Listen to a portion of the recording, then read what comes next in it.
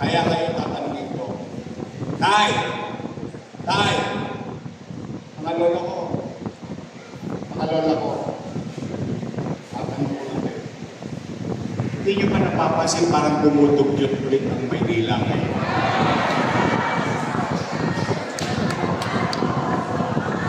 Yorme, yung basura. Panahakot. Ito,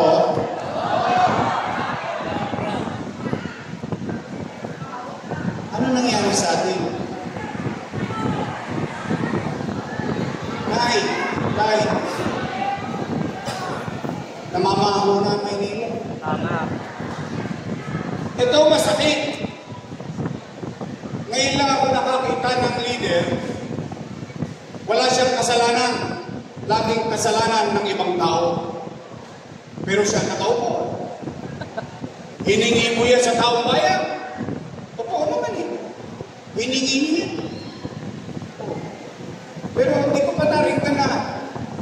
Okay, mag-alala. Mga kababayan, pasensya na kayo. Nagkamali ako. Tatayo ko ulit ng Maynila. Kung alam mo yung sa leader mo makuha, hindi. Anong gagawin? Kasalanan nito, kasalanan niya, kasalanan na lang lahat, hindi ko kasalanan. Nay, paano niyo pagsisinungaling? Tingnan niyo nangyari sa atin. Tingnan niyo. Ito po ay hindi galing sa akin. Saan galing? Philippine Statistics Authority sa gobyerno. Lalabing-pito lang ang LGU sa Metro Manila. Pang-labing-pito pa tayo. Sa paglaro, tinalo pa tayo ng Pateros. Tingnan niyo yung Pateros. Yung Pateros, ang paninda lang dyan, itlog, balot, at penoy. Tinalo pa tayo. Tatlong taon lang ako nawala. Dati na tayo number 3. From number 16, naging number 3 tayo in just 2 years. Ngayon, 3 years ako nawala. Magkatatlong taon na ngayon sa Mayo. Tingnan ninyo. Lalabing-pito, pang-labing-pito tayo. Tay, kung dito, pang-labing-pito tayo, dito naman, tayo yung number 1. Yeah. Number 1 tayo sa crime index. Yun yung sinabi kanina, yung may nagsigaw dito, yung maraming adik. Hindi nyo pwede pa sinungalingan yan. Not Philippines. But Manila. Bakit? Tingnan nyo po yan. Sa buong Southeast Asia, tayo ang number 1 na syudad sa crime index. 9, yan, krimen. Ekonomiya. Ngayon, nagkukwentuhan tayo, pinati tayo ng bagong taon ng basura. What is happening to our world? Opo, ano na ito?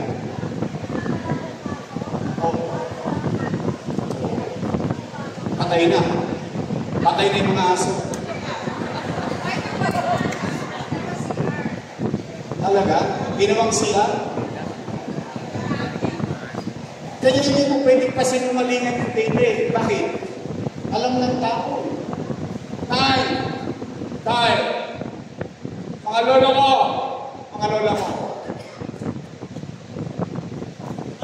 naalala niyo ba nung araw? May gobyerno sa umaga, sa tanghali, sa hapon, sa gabi, hanggang madaling araw, may gobyerno sa lungsod ng Maynila. Naalala niyo yun? Yes! Na nag-iikot ako araw-araw. Naalala niyo? Namimiss niyo na yun? Gusto niyo nga bumalik yung gobyernong mabilis kumilos? Tay! Tulungan niyo ako! Help me make Manila great again! Ang apat at panghuli para uwi na. Alas 12 na eh. Hindi lang kayo nagugutom. Tumba rin ako. Eh pag umabot din ng alas 12, baka mag-abono si Carlo Lopez. Pero nay, Kanina, pinag-uusapan natin, di ba? Leadership. Pinag-uusapan sa basura. Imbis na manisi ka ng manisi, ang ginagawa ng leader, inaako at ipaliliwanag mo. Bakit? Tama mali. Di ba ganun dapat ang leader? Hindi ka lang nagsisi. Kinuha-kuha mo yan eh. Tapos isisisi mo sa ibang tao. Tama mali. Ngayon, ito pang-apat, pinaka-importante. Importanteng malaman nyo ito. Bakit? Tungkol ito sa pera ninyo. Mahalaga ba yun? Importante ba sa iyo? Dapat na. Pera nyo yun eh. Tay! Ikaw ang mga dati kong kasamahan na nung araw, panay papuri sa akin, papuri rito, papuri roon, papuri rito, papuri roon, papuri. Ganon ang ginawa sa akin. Ngayon ako na ang pinakamasama sa kanila. Anong sabi? Si Yorme, maraming iniwang utang. Narinig niyo na yan? Kaya daw wala silang nagawa dahil marami akong iniwang. Narinig niyo yan?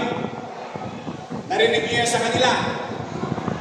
Buti yun, narinig niyo, pero hindi niyo pa narinig kung ano ginawa nila ng 3 taon. Pero yung utang, yung sisi, narinig niyo na. Ano? Gusto niyo malaman na sagot? Dapat na. Gusto niyo bang marinig yung sagot sa akin din? Dapat din. Bakit? Leader should owe his action. Akuin mo. Kaya bakit? Ginawa mo yun eh. Para ano? Para sa tao. Kaya mo taong bayan ang umusga kung ikaw ay mali. O tama. Tama mo ba? Nay, bago ko sagutin, aamin lang kayo ha. Sasabi lang kayo ng totoo. Taas ang kamay ng may anak dito. Hindi, bakit kasi galapin pa eh. May asin pa eh. Meron kayong anak. Meron kayong pamilya. Meron kayong apo. Nay, lolo. Totoo ba? Na kapag walang makain ang inyong anak, gagawa niyo ng paraan. Wait. Ito? Itatawid niyo? Tiraraos niyo? Ito? Nay. Totoo ba? Ang isang ina o isang ama, isang magulang,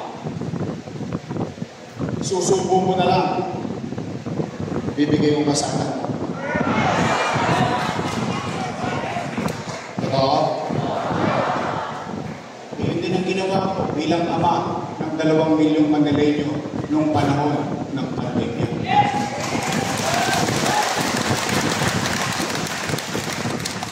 Bakit? Nay, in 2019, when you elected